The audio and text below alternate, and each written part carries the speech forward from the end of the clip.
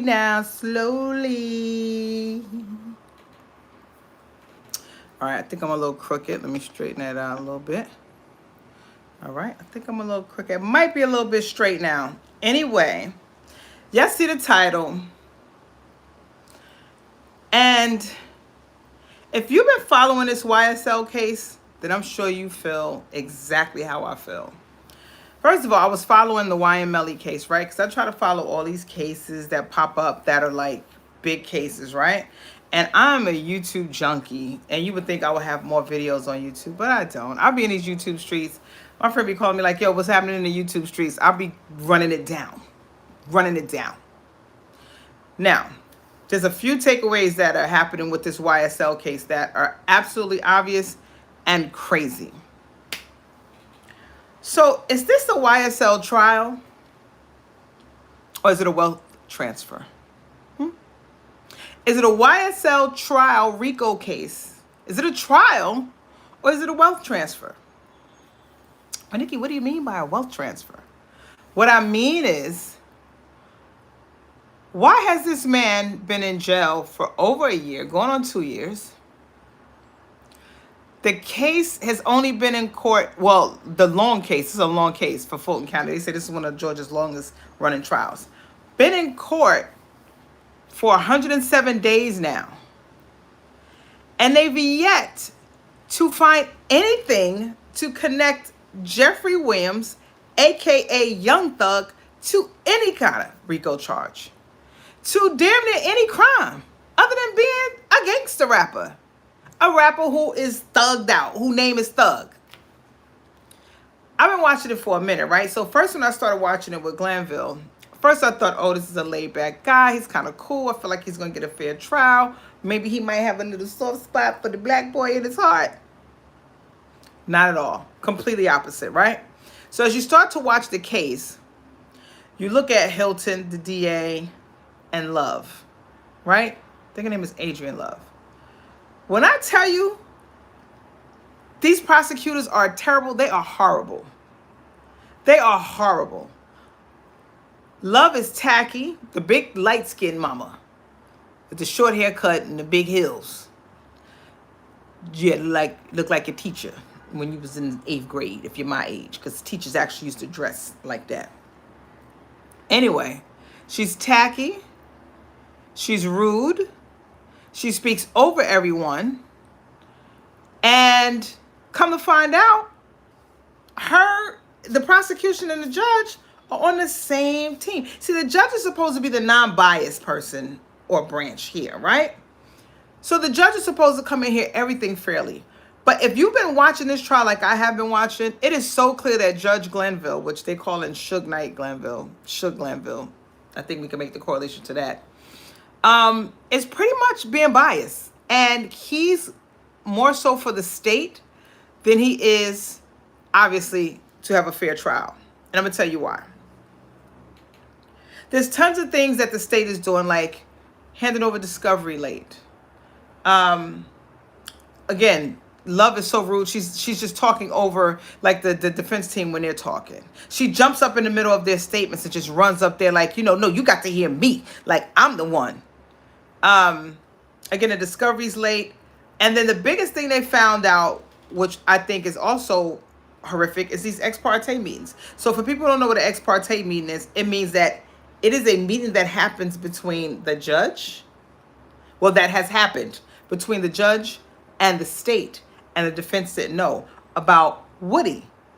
Like, one of the main witnesses, the only witness that's ever going to bring any kind of light to the trial or bring any kind of validity to what they're trying to do, I guess, if he, cooperates. Which, come to find out, in that ex parte trial, they've given Woody, in that ex parte meeting, they've given him immunity. Right? Which means, hey, no, he had immunity before that. So they gave him immunity is to say, listen, you can come in here and you can say anything you want. We will not lock you up for it. You can tell whatever truths you need to tell, and we're not going to lock you up for it. So Woody kind of didn't understand it. So when he got on trial, he was pleading the fifth, pleading the fifth, pleading the fifth. And they were just letting it go. They were just letting it rock, letting it rock. So after a while, they just had to let Woody go because he was full of, I don't recall, I don't know. How old are you grown? Yo, Woody is hilarious, just to say the least. So you have your number one, you know, witness for the state, and he's total opposite. So they had this ex parte meeting to sit down and tell me, listen, oh, that's New York City in the background, by the way, just in case you hear anything. My windows is open. It rained today, and I love the rain in the house. So anyway, they had to meet with him to say, listen, we gave you immunity, bro. Like, you got to say something. You can't just be out there like whatever. Then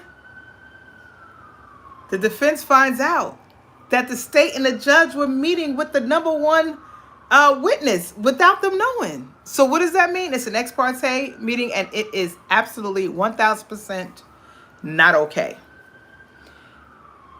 It can be known that it's going to happen, but you also have to tell them that it happened, and you need the transcript of what happened in that ex parte meeting. So it happens, and emotional Still, my boy YSL Still, I call him emotional, but that's YSL Still 1,000%. He spoke on it. Hey, we just found out that you guys had an ex parte meeting. When I tell you, Judge Glenville raised up, was like, who told you that? How did you know? Like, it's almost like, how did you know? How did you know? Who told you? How did you know? We know everybody in there who was with the state ain't say nothing. So it must have been a person who wasn't in the state with the state. Well, kind of find out later, it was Miss Kayla Bumpus. Okay? Kayla Bumpus, who was Woody's attorney for a hot second or whatever. I don't know. Anyway, so come to find out, and they didn't know that Kayla said this at first because Brian Still would not tell. Brian was like, it doesn't matter. It doesn't matter. You're not supposed to have it. It's illegal. And you should be recused. So, of course, Steele and all the other defense attorneys for all the other witnesses or co-Ds, if you want, all filed a motion to get him recused. He sat there and was like, I see your recusal motion. I am going to tell you, no, I'm not recusing myself. No. And he couldn't do that. That was not his job to do it. You're like, sir, you've been doing this for 30 years. You've also served in the military. Like, you know how this go. And you know who you're sitting in front of. You know Brian Still is not a joke. You know he's not somebody to be playing with. You know he's going to file every motion, bring everything to the table, but yet you still want to play with this man. You want to play in his face. So it goes to the higher court. The higher court says, yeah, you got to be recused, sir. Like, you cannot be your own witness, jury, judge, and then decide. Like, what? So there's that. Come on now, stop playing with us. Stop playing with us. Stop playing. We still running here? We still running? Let me see. Yeah, we still running. Sorry, y'all, I can't see shit without my glasses. Anyway, so he did all, he got him recused, right? So now he's off the case. So now they bring somebody else in. So some other, like, Suge Knight cousin looking dude come in, and he's like, but listen, y'all ain't gonna have all that noise in my court. It ain't gonna run the way it ran. This is a different judge. This is a different house. Bro, I'm gonna need you to bring it all the way down. Calm down. Relax. We just need you to go ahead and look at the recusal and recuse. Okay? That's all we just need you to look at the information. That's it. We just need you to be here until they get an actual trial judge. You're not him. Relax. So this guy gets pushed out. He's done. So then another judge comes in. The second judge. So the first judge was another woman. I forgot her name. It was another white woman. I forgot her name. Then you have this black woman come in. And beautiful woman, whatever the case may be, still she was like, yeah, I can't do it either. So the first judge, the first female I told you about, she recused herself after Glenville got recused. Then the black female comes up, she recuses herself because she knows somebody that knows somebody that knows somebody. Like, this is a whole movie going on with this YSL thing. Like, seriously. When I tell you there's going to be a movie, documentary, the whole thing on this case, it is absolutely coming out. 100% it is. So now they have Whitaker who comes in and goes, I'm your girl. She's a Southern girl. She's a Southern belle. You know, Whitaker comes in. She's like, hi, let's try to get all this stuff together. When she gets in there and sees the mess that has been made by Glenville, most of her days, right now, the jury hasn't even come back. It's been probably 10 days maybe she's been in the seat. The jury hasn't even come back yet. Why? Because she's cleaning up his mess. She's cleaning up his mess. Love, being able to bring in discovery late, being able to talk over people, being able to just do what you want to do, them having ex parte meetings and not saying anything about it, like just being ghetto and just doing whatever they want to do in Fonnie's house. Fonnie, these your people. Fonnie Willis, these are your people that you're allowing to just run amok in the Fulton County Court. Child, anyway.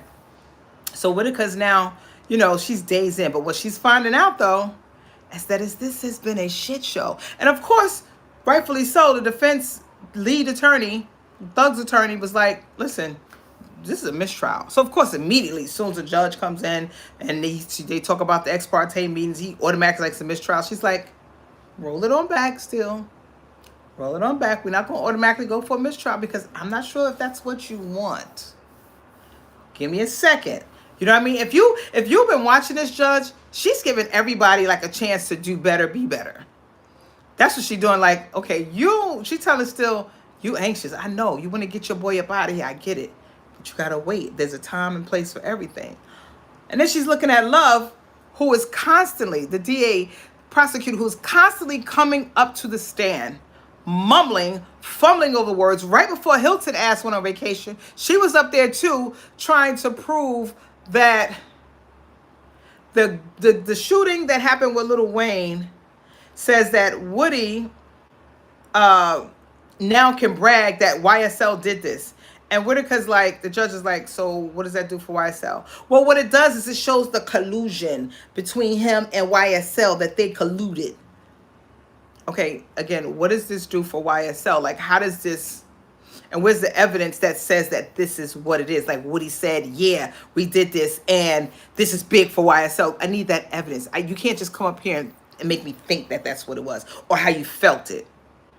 So, while she stood up there for almost 10 minutes trying to, like, get it out, she had to finally close a little folder and go, no, ma'am, I don't have any evidence. Okay, next. So this is what's happening now. Like, all of this evidence that's popping up, that's not really evidence. But what's really the problem is the small pieces of evidence that they may have, they're bringing the discovery really late, and the judge is finding out that this has been a bad deal for Young Thug. Basically, it's been unfair. She's not saying it, but she's literally walking the prosecution through how this is done.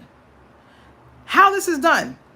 And the reason why I got on here today, because I was like, the judge has had it with Miss Love.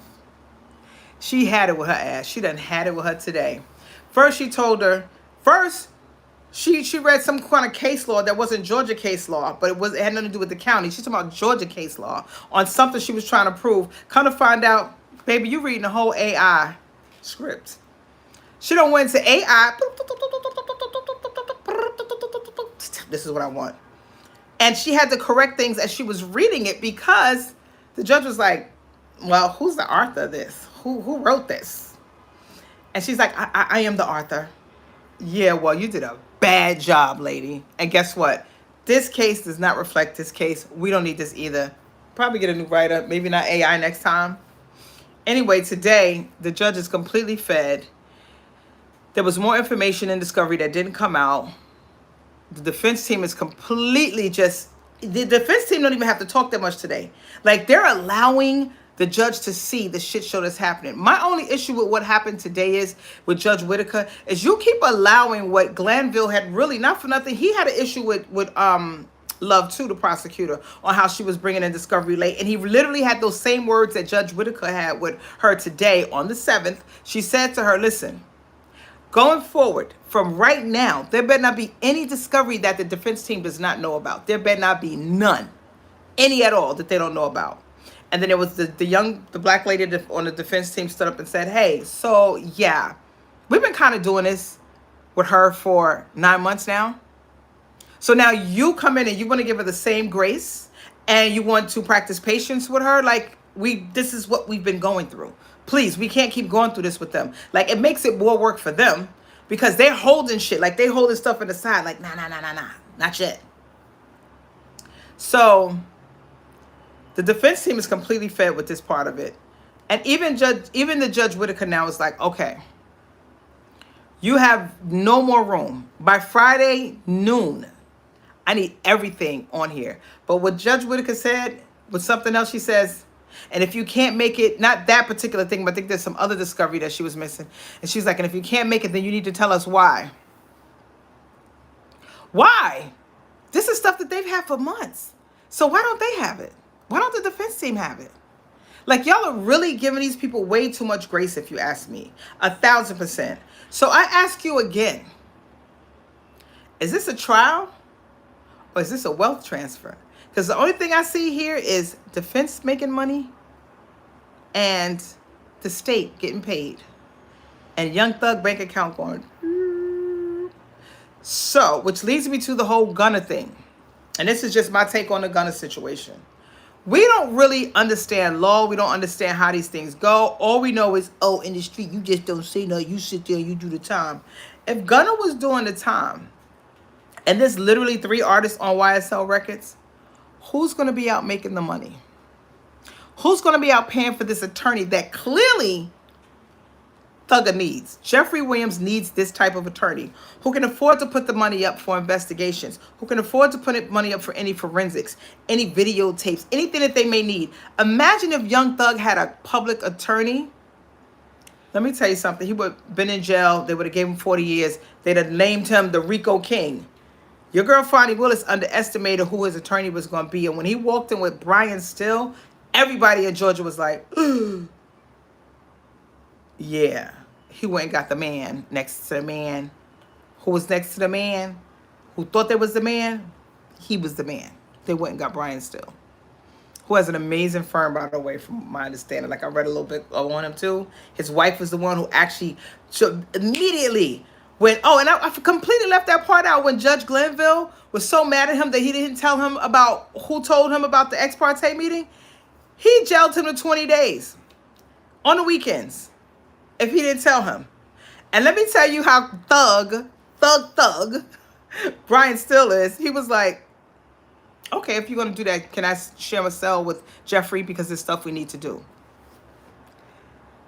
What little white man want to be in a jail cell with somebody who's supposed to be on a RICO charge on a weekend so they can keep their case together? I freaking love it. I think that is the most amazing thing ever. So anyway, I forgot to talk about that part. However, but they forgot that they was getting somebody who was really, really about that thing. And here's a few takeaways from this case. One, stop using social media and the internet for everything.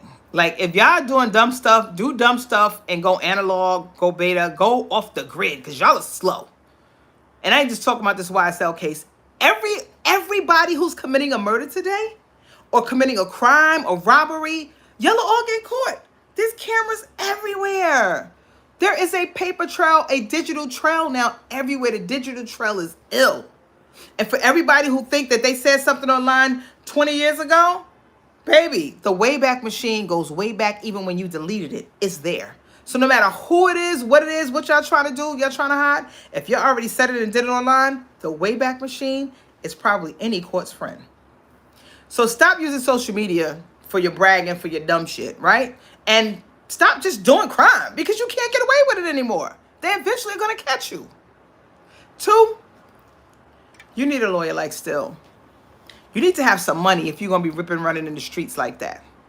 And again, this is all alleged. So I don't think they can't prove anything on Young Thug right now. Nothing. They had this man in court for 9 months and can't prove nothing. Nothing. This is crazy. Been in jail for 1.5 years, almost 1 year and 9 months, or whatever the case may be. I know 9 months he's been in court. But you can't prove anything. And that's crazy. So you need an attorney like Still or somebody comparable that knows what the heck they talking about, that knows the law, that knows criminal law like the back of his hand, and that this man does. Right? And the other thing is, you need to have a support base. If you don't have a support base, it's going to be crazy. It's going to be crazy you don't have a support base. That money, boy, that young Thug money long. Even if it ain't his money, that connect is long. Because let me tell you what's going to happen. And shout out to Young Thug for wearing a Jeffrey hoodie. I'm going to need one of them. Yeah. You going to wear it? Yes, I am. Because it's at the end of the day, y'all are all walking around with El Chapo, El Capo, El Rocco. All of these people who done completely poisoned your community for centuries, probably, at this point, okay, I'm exaggerating, at least for decades, and y'all act like they heroes. I got somebody I'm looking at right now in court who they can't pin nothing on, and he's calm as a cucumber. He's like, and by the way, don't forget Jeffrey, the clothing line, go buy it. Throw some coins in that man's bank account is what he's saying, okay? So be able to promote your joint. That's the other thing. And last but not least, stay humble. If you know you good, and stay intact. When I tell you, I am fed up, Fonnie Willis, your team, trash. Trash, baby girl, trash.